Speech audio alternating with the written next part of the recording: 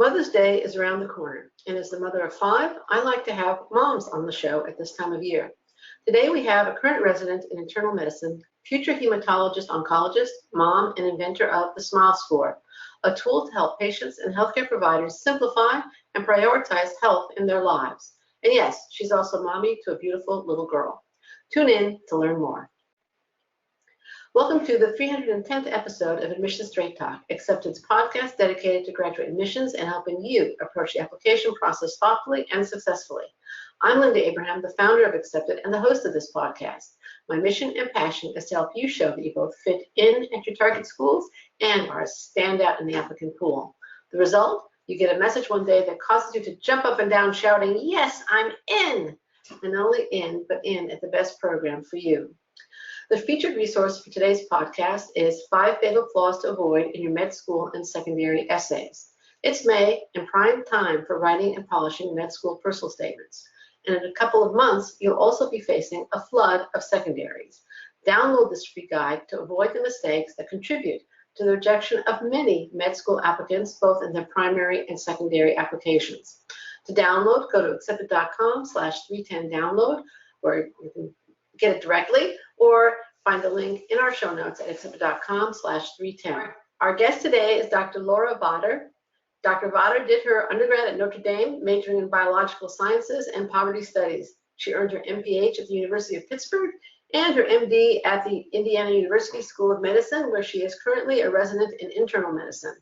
She's also the developer of the Smile Score, which we're going to learn about in just a few minutes.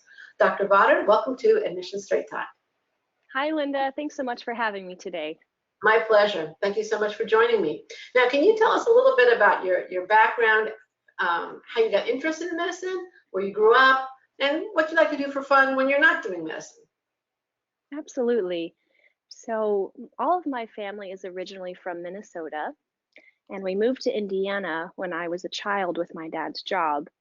And when I was just a kid, we planned on moving back to Minnesota, but my mother decided to go to graduate school and then medical school. So she enrolled in medical school when she was 37 years old and I was 9. And we ended up staying in Indiana for that reason. And my family still lives in Indiana. I grew up in a small town in Indiana, and that's kind of my background story. That's great. And what do you like to do for fun? So I have a nearly 3-year-old daughter, and I'm a medical resident. So there's not as much time for extracurricular activities, but in my spare time, I really love to be outside. I spent a few summers in the Rocky Mountain National Park working there. So I love to hike. I like to hike in our local parks and our local state parks, and I like to travel to national parks when I have the opportunity. And I also love to read. That's another thing that really relaxes me, and it's a nice way in all seasons of life that I can relax and rejuvenate. I'm also, by the way, a big reader, and I like to hike. I mean, may not go that far, but day hikes are great. And, beautiful, so relaxing. And we've been to Rocky Mountain National Park a couple of times, and probably my favorite is Yosemite.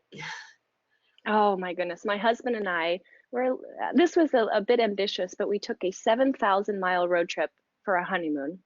Wow. And we went all the way up the West Coast and got to see all of the California national parks and all the way up to Washington. So it was beautiful.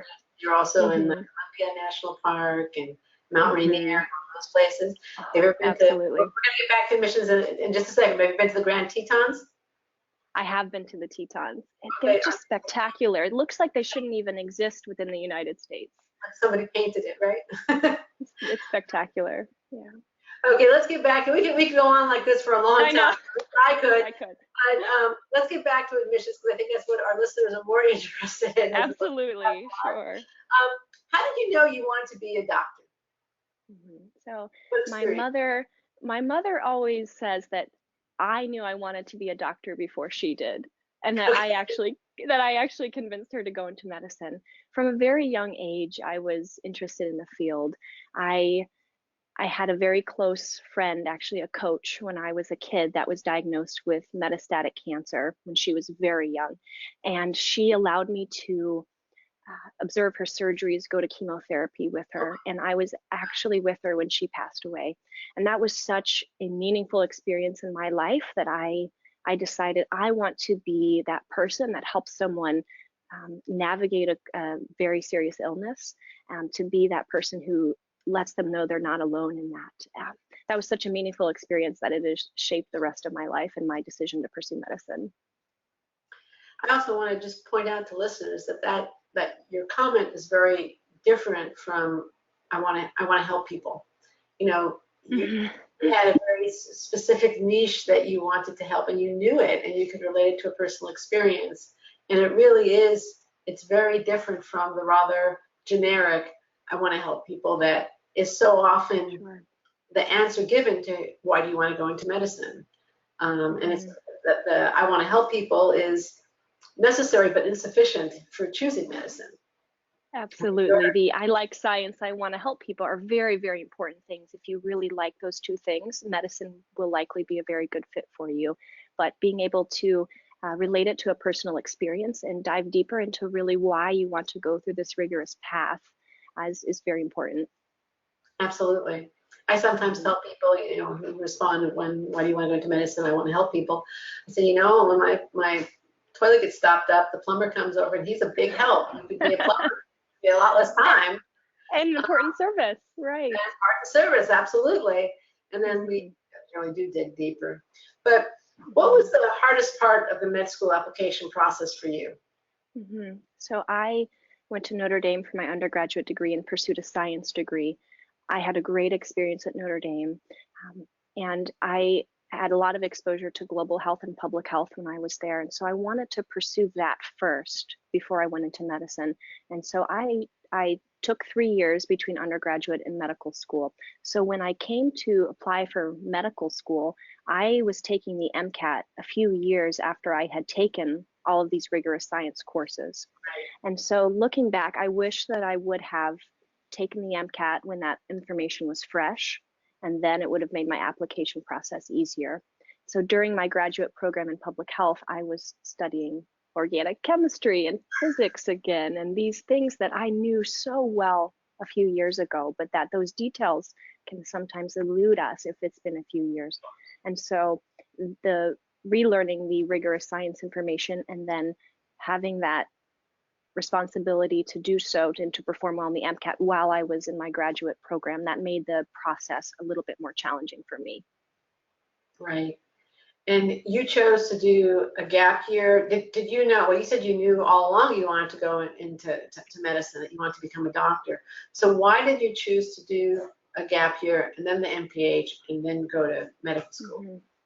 There are a few reasons that I did so. Probably the most important reason was that I watched my mother go through medical school and residency training. She never hid the challenges of medicines or the rigors of medical training from me. She was always very open about it. And how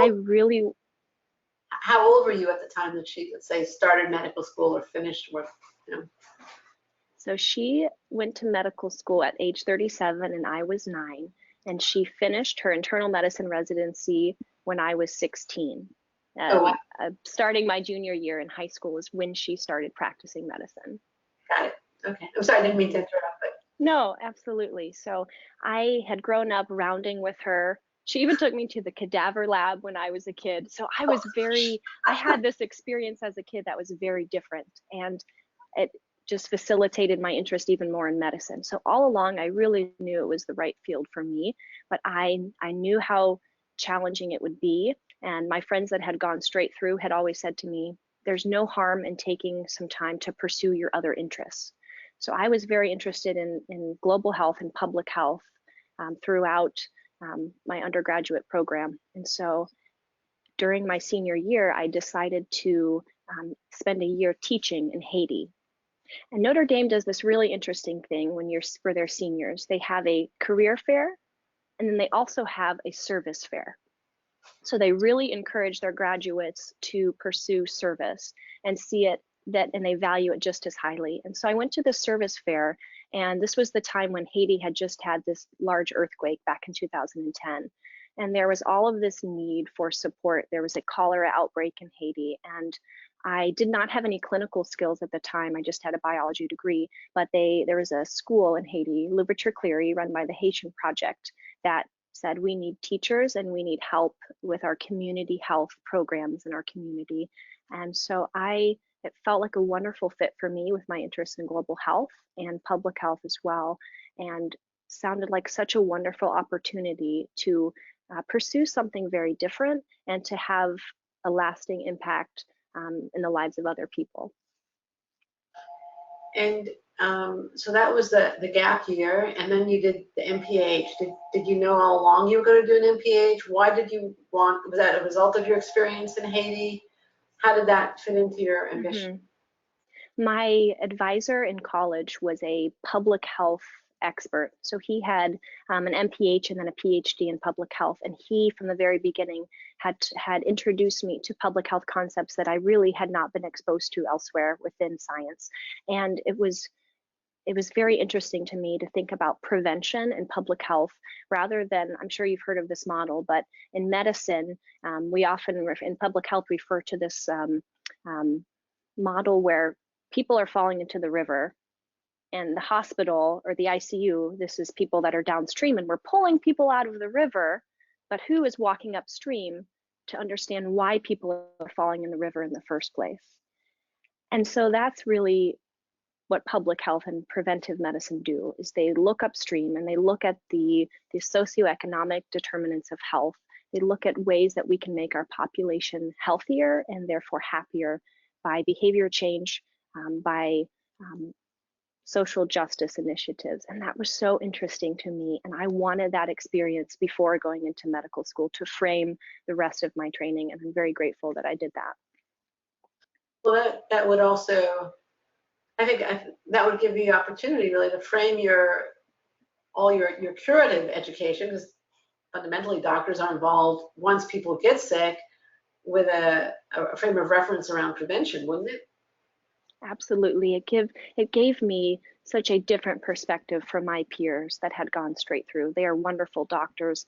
They haven't necessarily had the training in public health and prevention to understand how to have community health interventions, how to have policy interventions that can have a huge impact on health beyond what we can do at the bedside.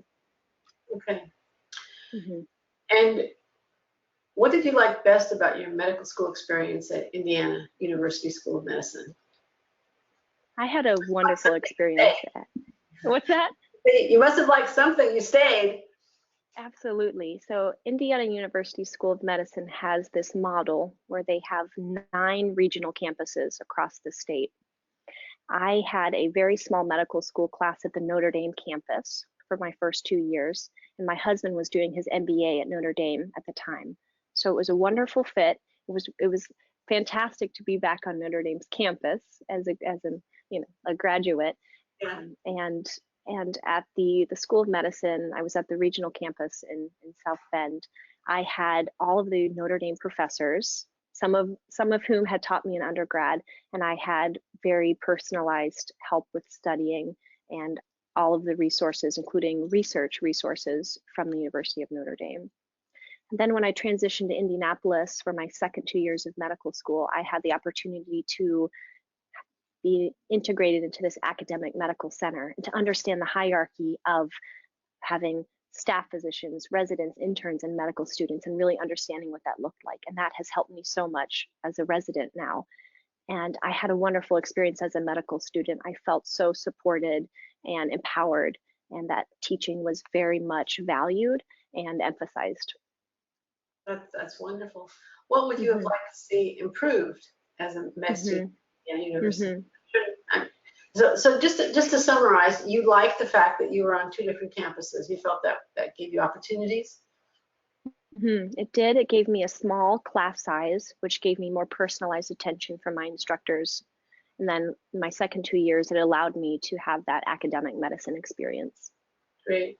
And what would you have liked to see improved? They have actually changed the curriculum in the most recent years in response to this. But when I was a first and second year student, we took an exam every 3 days. We did not have a weekend off until Christmas break. And that was very challenging for our mental and physical health. Yeah, I can imagine. Um, so you would have liked to see a little bit less focus on exams at that point, or just an occasional day off, or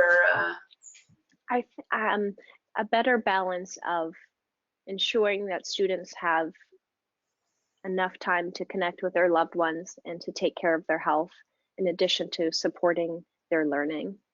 okay, all right. Mm-hmm. Was there ever a time, you obviously were extraordinarily well informed of what medical school was like, and you tested your commitment in multiple arenas. Was there ever a time, either in medical school or now as a resident, when you really wondered if you'd made a mistake and thought about leaving medicine, clinical practice? Mm-hmm. It's interesting. I was talking to my colleagues about this. I just finished a 28-hour call last night. I'm post call today. And we were talking about this last night. You're very awake for having. Well, thank you. Thank you. I was able to rest today. There Okay. have been times throughout residency when I've had a viral infection and I've been on a 28-hour call, and you are lying down in the call room and you get some repeated pages around 3 a.m. So there's never some nights there's not any moment for any rest, and it's on those occasions when I feel I have been I've been pushing myself very hard. I'm very exhausted and I'm sick. If you put all those things together, there have been some moments where I have asked myself, did I make the right choice? Is all of this worth it, to be away from my child and my husband, and to possibly be sacrificing some of my future health? I sometimes have wondered if that's worth it. And my colleagues agree with that.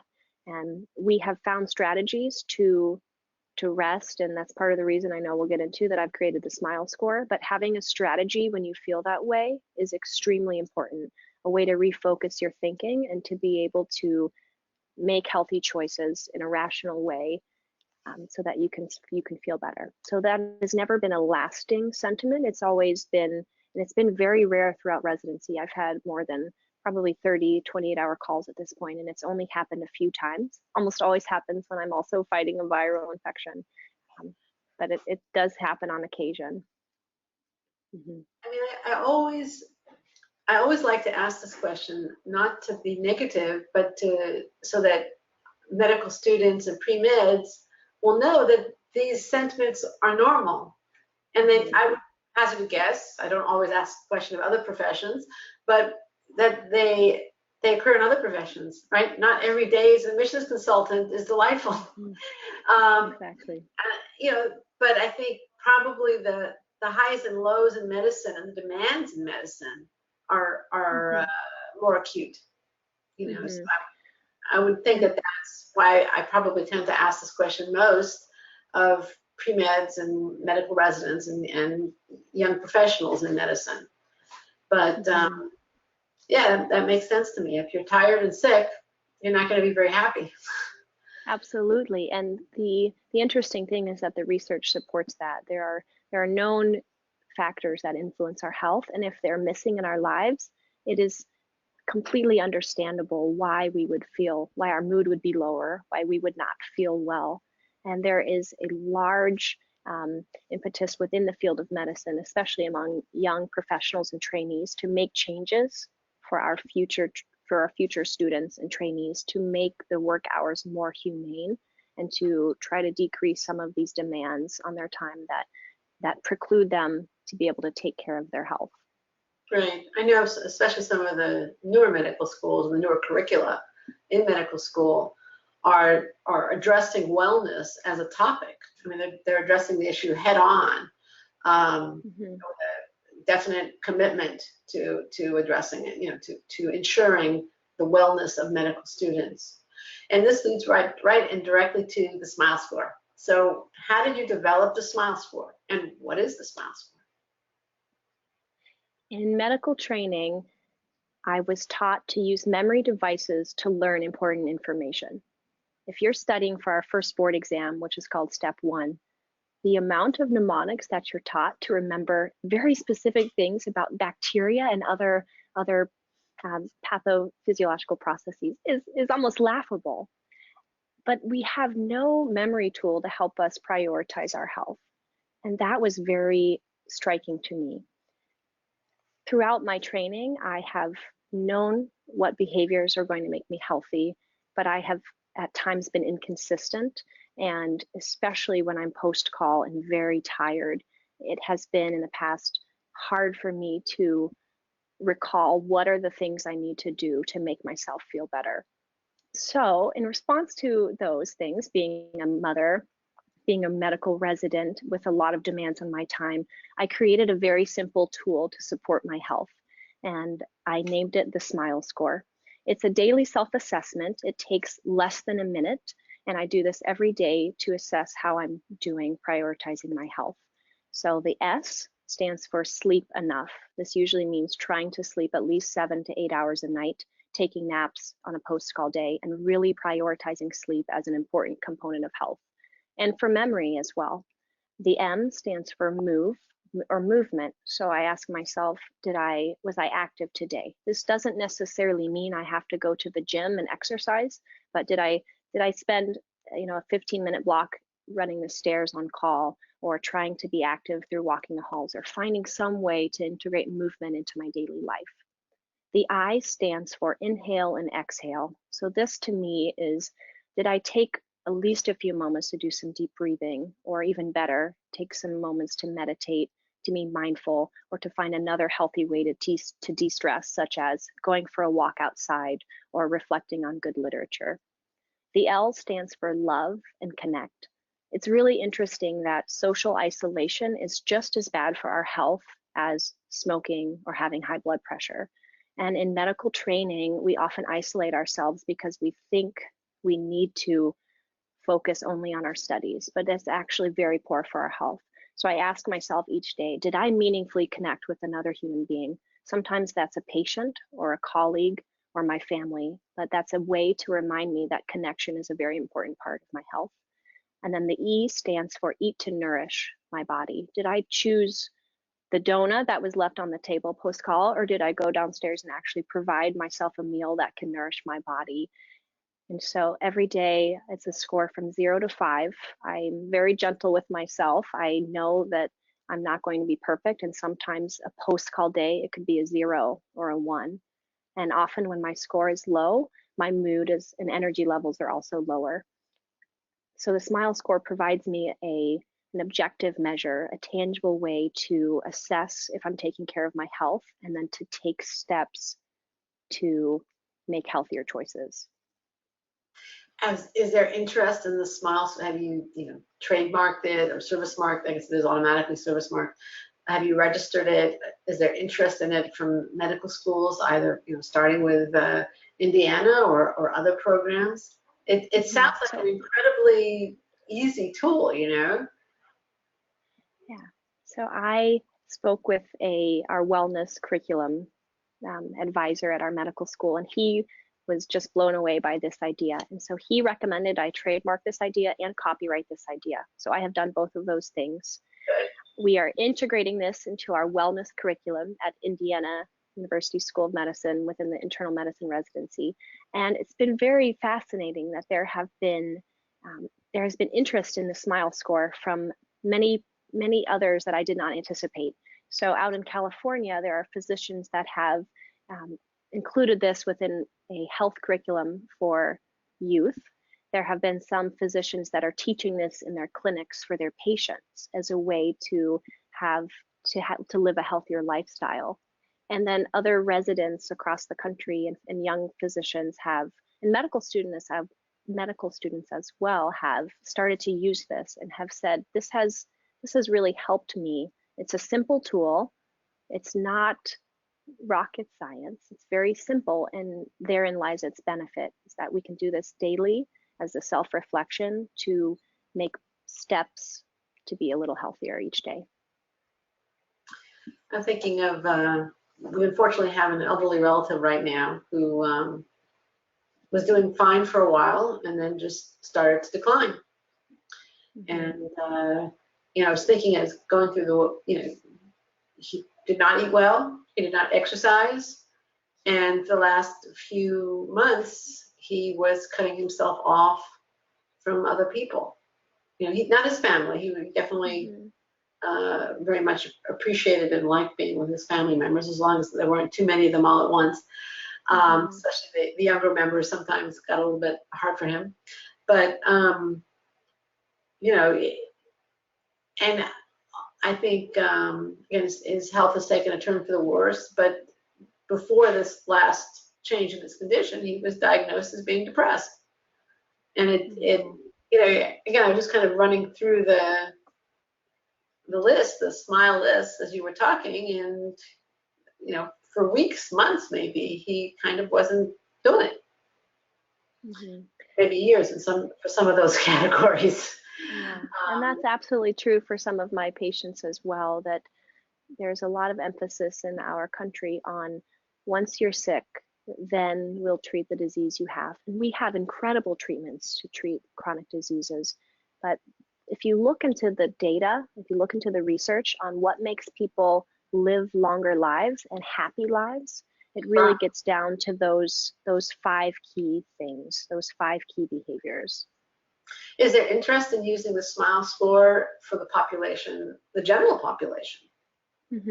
That's absolutely an interest of mine, given my interest in public health and prevention. So as a clinician, I plan to use this with my patients as a way to counsel them and as a tool. And I think it would be wonderful if this were available to patients, to the population in general, as a very simple way to prioritize health and advocate for their own health in their work and their home environments. If you're planning to deal with patients suffering from cancer as an oncologist, again, they have all, they can be very isolated if they are on isolation, if they're immune impaired. They may not have the energy to move around. You know, the score would definitely apply in that situation too. In other words, keep them moving, keep them somehow connected with people, maybe virtually. If they can't interact in person because they are immune impaired. And there are all kinds of applications of the situations with a SMILE score. I think would be tremendously helpful. Obviously, that's your job between your MD, but just common sense, it seems like a remarkable tool. Well, thank you, Linda. I really appreciate that. That is my vision for this as well, to empower my patients and to remind them that their health matters and the choices they make every day still matter for their health. Yeah. Now, we've discussed your education, your full-time work, your part-time work, more than full-time work. What about your family? When the show airs, it will be just a few days before Mother's Day. You have a beautiful family. How do you fit it all in? Yeah, so my husband and I have been married for 6 years now, and my daughter is nearly 3. I have the most supportive husband, and I tell this to all of my friends who are single. Find a spouse, find a partner who is an advocate for you and who really supports you. And that has been a huge factor in my success, is that my husband believes more in my success than his own. And because of him, he works full time, but he's able to work from home and has a very flexible work schedule with his MBA. He does data analytics. He takes care of our daughter. He drops her off at daycare. He picks her up. He takes care of most of her needs. And because of his support and the way that he empowers me in my career, it allows me to be fully present when I am home. And I think that is the most important thing, is that there are days that like last night being on call, there are days when I don't get to see my family as much as I would like, but we have found ways to make it work. We do video, we do FaceTime when I'm on call. When I am on easier months, we spend a lot of time together. We go to the park. I get to play. My daughter's really into Peppa Pig and Olaf from Frozen right now. So I feel like all we're doing right now is pretend play at home with her favorite characters. And it's been easier to balance than I thought because I watched my mom do it. Makes sense. It sounds like she set an excellent example too. How do you see your career evolving after residency? I'm in my second year of internal medicine residency, about to start my third and final year. I'm applying for fellowship this summer, just in a few months, and I plan to become an oncologist. I really see my career as a cancer doctor who cares about the complete quality of life and well-being of the patient. So I anticipate my research will be focused on early detection and screening of cancer, given my interest in public health, and also quality of life throughout cancer treatment. I think it's really important that we empower our patients to be healthy from the very beginning of diagnosis all the way, if they have very severe disease, through the end. And that's something I really care deeply about, is how can we make them have the best life possible with what we can do with medicine and with treatments that we have available. Do you plan to focus on adult oncology or pediatric oncology?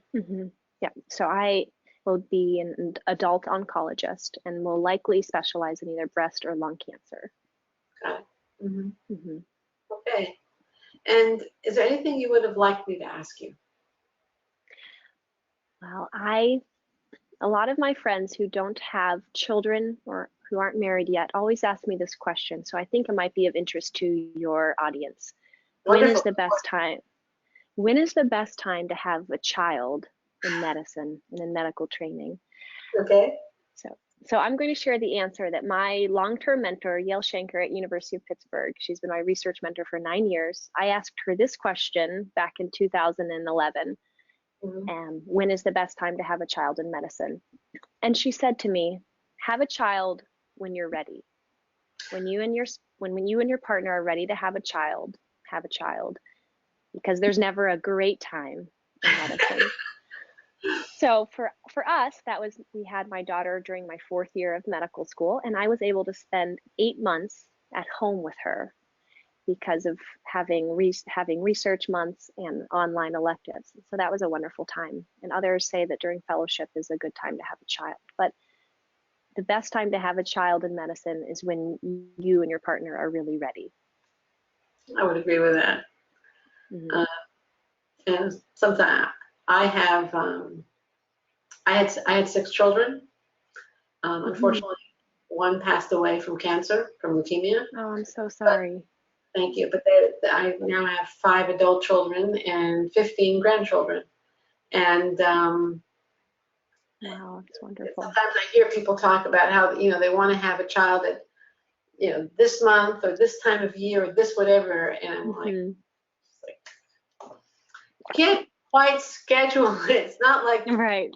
You put it in your calendar, you put it on your phone, or it just doesn't work that way necessarily. Sometimes you can. Absolutely. Right. And of course, once you have the child definitely does not go according to your calendar. Absolutely not. No.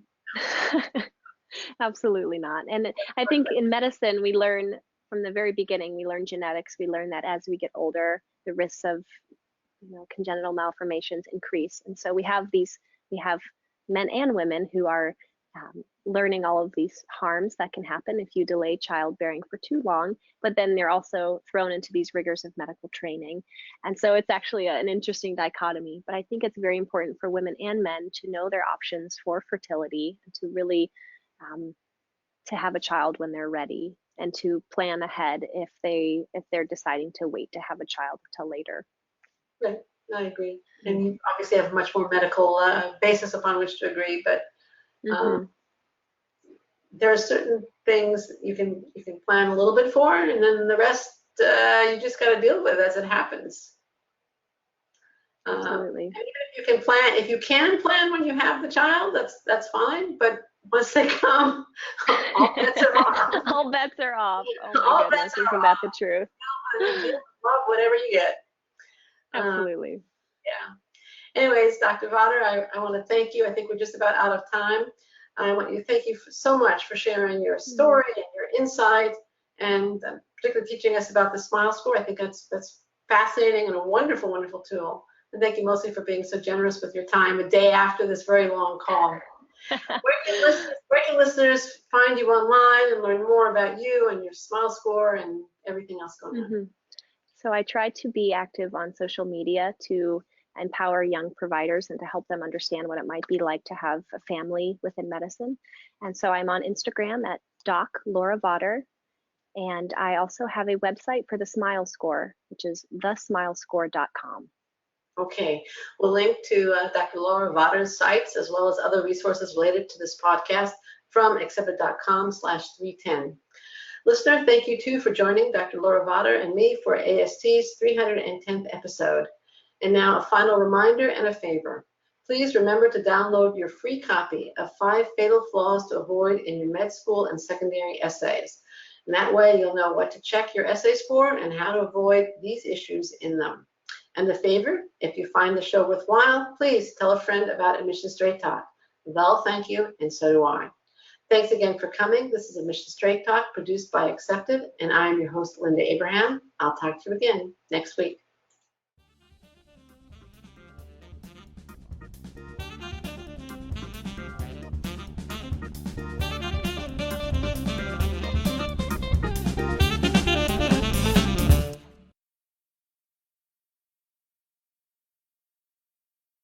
Our theme music is provided by podcastthemes.com.